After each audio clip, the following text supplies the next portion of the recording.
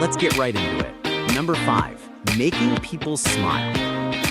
You know you're operating on a different frequency when you can walk into a room, say something completely ordinary like, "Nice weather today," and somehow have people chuckling like you just did stand-up at the Apollo. This isn't about being a clown or juggling oranges while doing cartwheels. No, this is about reading a room, the way a world-class chef tastes soup, instantly spotting what's missing and tossing in the perfect ingredient: humor, kindness, or that bizarre story about the time your cat accidentally attended a Zoom meeting. Psychologically speaking, making people smile isn't just a social trick. It's a high-functioning brain flex. Your brain is juggling emotional intelligence, social timing, and a sprinkle of self-awareness all at once. It's scanning micro-expressions faster than your Wi-Fi drops during a thunderstorm. You're noticing tension, catching subtle cues, and instinctively flipping the switch from meh to warm, fuzzy feelings. And here's the kicker. When you make people smile, you're also training your own brain to regulate stress, increase dopamine, and strengthen neural pathways tied to empathy. Basically, you're hacking your own biology while making others feel good. So yes, your ability to crack a clever comment or offer a genuine compliment isn't just being nice. It's your brain casually running a psychological Olympic event in the background. Bottom line, if your presence feels like an emotional espresso shot for others, you're not just pleasant, you're cognitively elite. Number 4, solving puzzles playfully. Imagine being given a problem. Maybe it's a Rubik's Cube, a riddle, or figuring out why the Wi-Fi only dies when you open the fridge. Seriously, how? Most people tense up, sigh dramatically, and prepare for war. But you treat it like a game. Your brain doesn't just want the solution. It wants the dance, the chase, the mental gymnastics of flipping possibilities around until something clicks. Cognitive science has a fun little nugget about this. Playfulness in problem solving is a marker of cognitive flexibility, the ability to shift perspectives without your mental gears grinding like an old blender. This means you can toggle between logic and creativity, facts and what-ifs, without your brain throwing a blue screen of death. Playful problem solvers are basically mental magicians. You'll toy with absurd ideas, follow a lead that makes zero sense just for fun, and still somehow land on the right answer. And because you don't approach challenges with stress-sweaty desperation, your brain stays in a state where it can actually think clearly.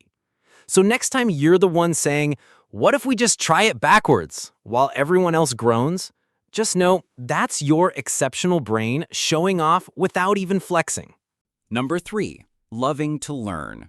Some people think learning means dragging yourself through a 500-page textbook written in the tone of a sedated librarian. But you'd happily disappear into a rabbit hole about anything: the migration patterns of monarch butterflies, how medieval peasants brewed beer, or why your toaster smells weird when it's on high. This isn't about being a know-it-all. In fact, loving to learn is less about stockpiling random facts and more about how your brain gets a dopamine rush from making new connections. Neuroscience call this reward-based learning, but really, it's just your brain acting like a hyperactive puppy every time it fetches a new idea. And here's the big clue. When you love to learn, you're not just absorbing information, you're building mental agility.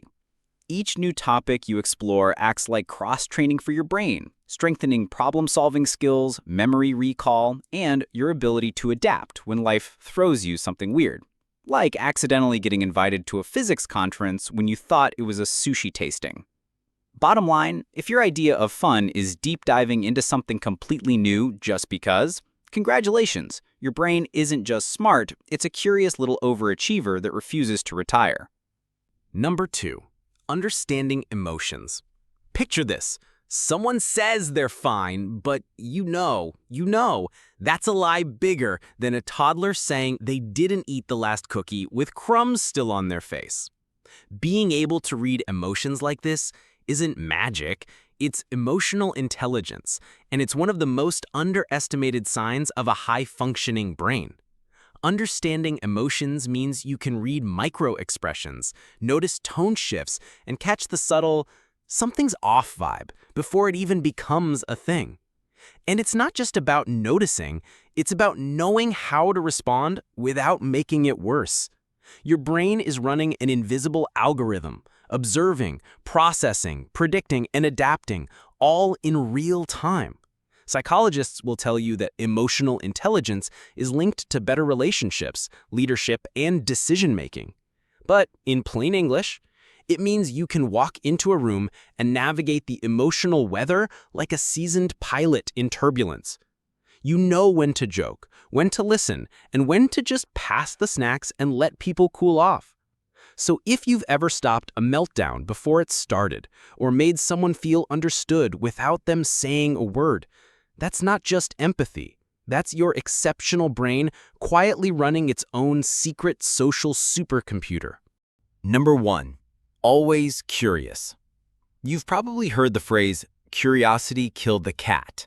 What they don't tell you is that the cat died happy, surrounded by 47 open browser tabs, a half-disassembled alarm clock, and a book titled Quantum Physics for People Who Thought They'd Never Read This. Always being curious means your brain refuses to just accept things. You want to know why the sky turns pink at sunset, how ants know exactly where the picnic basket is, and what would happen if you microwaved a marshmallow for exactly 73 seconds. Spoiler, it's glorious. From a neuroscience perspective, curiosity is like preheating your brain's learning oven. It kicks your hippocampus into high gear, primes your dopamine pathways, and makes your mind more receptive to storing and recalling information. Basically, curiosity keeps your brain young, elastic, and ready to leap at new ideas faster than you leap at free samples in a grocery store. The kicker? People who stay curious tend to connect ideas across different fields, like realizing that the same principle that makes popcorn pop might explain a weird physics problem you read about. This mental cross-pollination is where a lot of genius ideas come from. So if you're the type who can't walk past a random fact without Googling it, or who starts a conversation with, okay, this might be a dumb question, but you're not just curious. You're wired for exceptional brain function, the kind that doesn't just accept the world, it constantly pokes it with a stick to see what happens. That's all for today. I'll be making similar videos in the future. Subscribe to see them.